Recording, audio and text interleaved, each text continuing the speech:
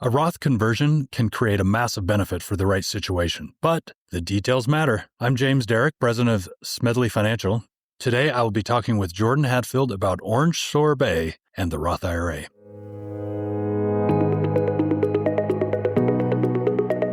Welcome to the SFS Power Up Wealth podcast, where we provide impactful insight and expert opinions on timeless financial principles and timely investment topics, preparing you to make smarter decisions with your money.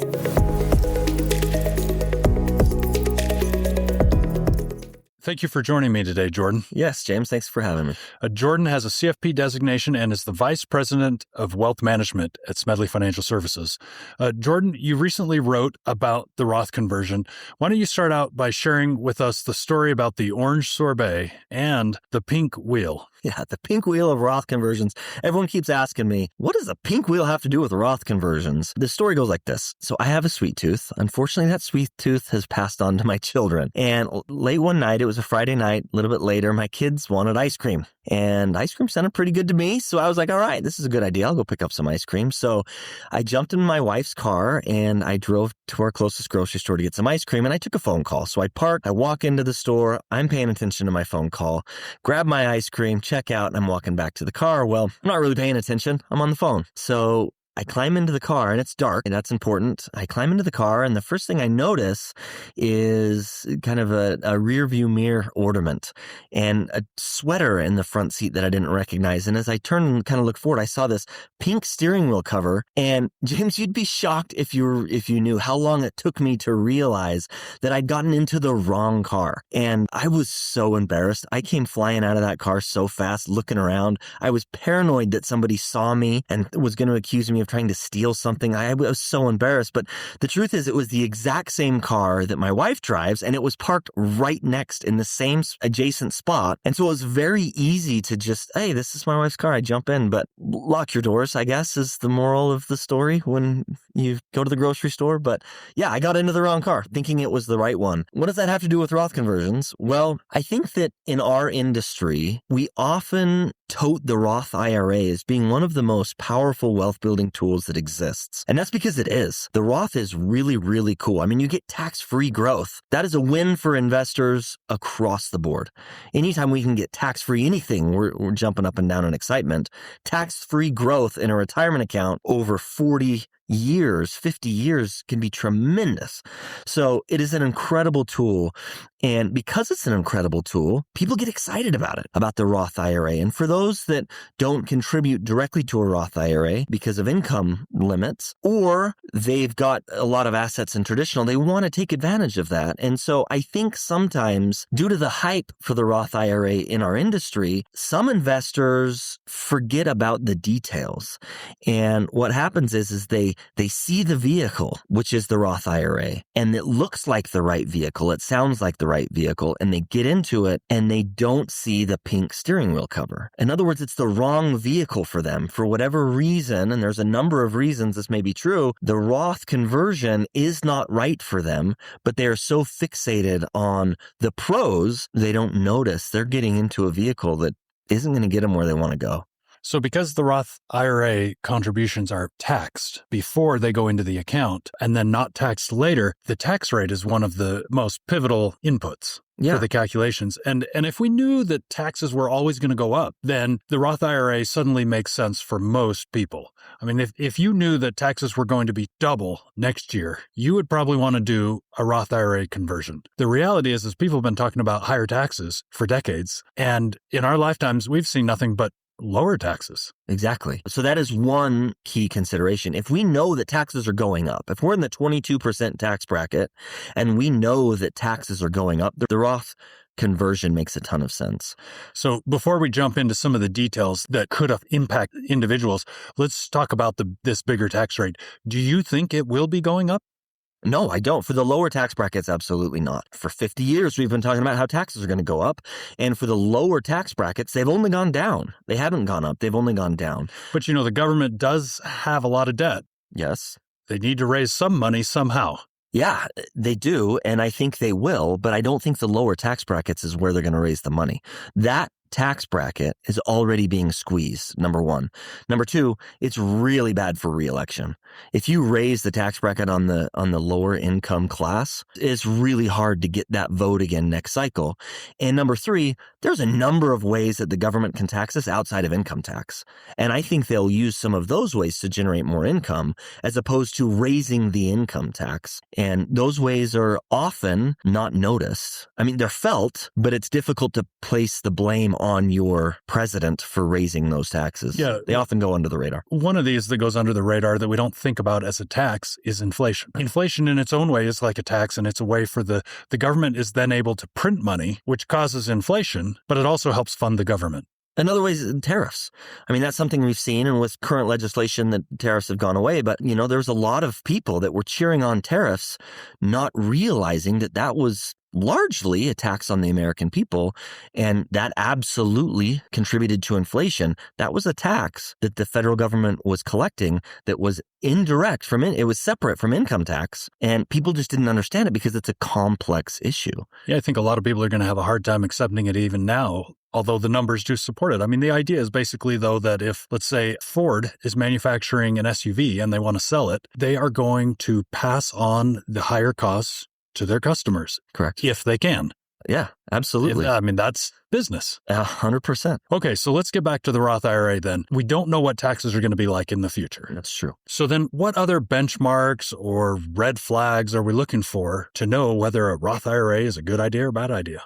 Again, we don't know what future tax rates are going to be, but if you've got a reasonable expectation that tax rates are going to be lower in the future for you, this isn't because the federal government's going to change the tax brackets. This is because you're going to retire and your income is going to significantly drop. Then a Roth conversion is not for you. Let me give you one example. I had a client he was a doctor. He was making a lot of money. He was in a very high tax bracket. Plus, he had a traditional IRA that had a lot of assets in it, which meant a Roth conversion would trigger the pro rata rule, which is something else that needs to be considered. Well, they were sold on this idea of a Roth conversion, and they came into me and said, we want to do a Roth conversion. And I said, you are in the highest tax bracket, and it is extremely likely that when you retire, you're going to be in not just a lower bracket, but a much lower bracket. Like, you are the perfect candidate not to do a Roth conversion. But this client had been sold on the idea that Roth conversions were just so great, he had to do it. And he didn't like my answer of, hey, this is not right for you.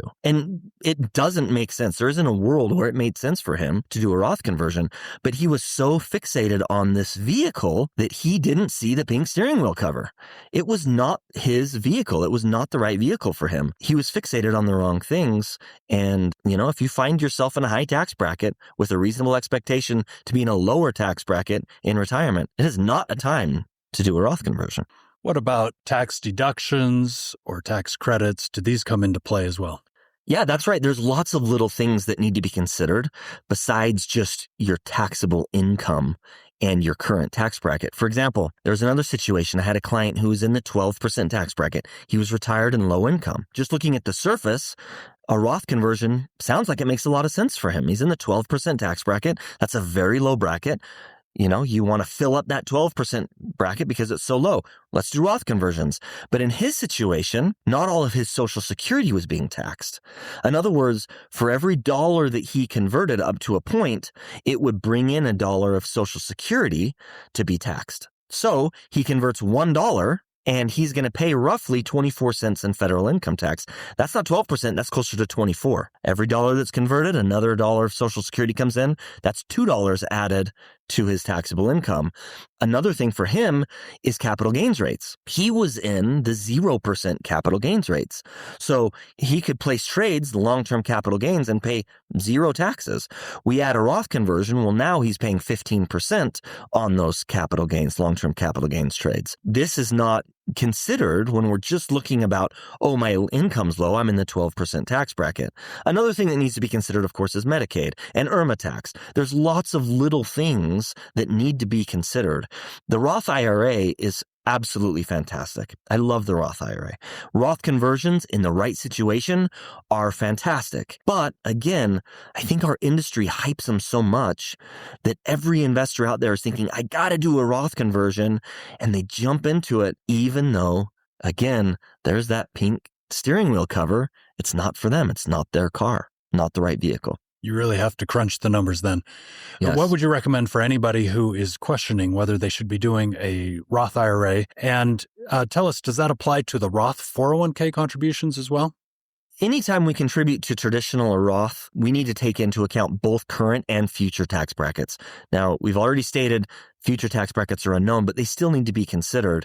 If we're in a high tax bracket now and expect to be in a low tax bracket later, we want to be contributing to traditional, not to Roth. It wouldn't make any sense to do Roth conversions if you're looking for tax deductions now, because a Roth conversion does the opposite. It creates a tax liability now. Generally speaking, if you're in a high tax bracket, you want to be claiming those tax deductions now by contributing to traditional. If you're in a lower tax bracket or expect your tax bracket to stay about the same, we should be looking into Roth 401k contributions at that point. Ultimately, though, there is no general advice. I can turn on the radio and hear about how great Roth conversions are. We have to do individual planning to know if a Roth conversion and a Roth IRA or a Roth 401k is what's right for the individual. And so my advice is, before you do a Roth conversion, speak to a professional, speak to us. We will analyze your situation and all of the different implications that contributing to Roth or a Roth conversion will have for you, and we'll make sure it is the right vehicle for you. And if it's not the right vehicle for you, please believe us, Roth conversions aren't for everybody. Jordan, thank you for coming in today. Yeah, thank you so much.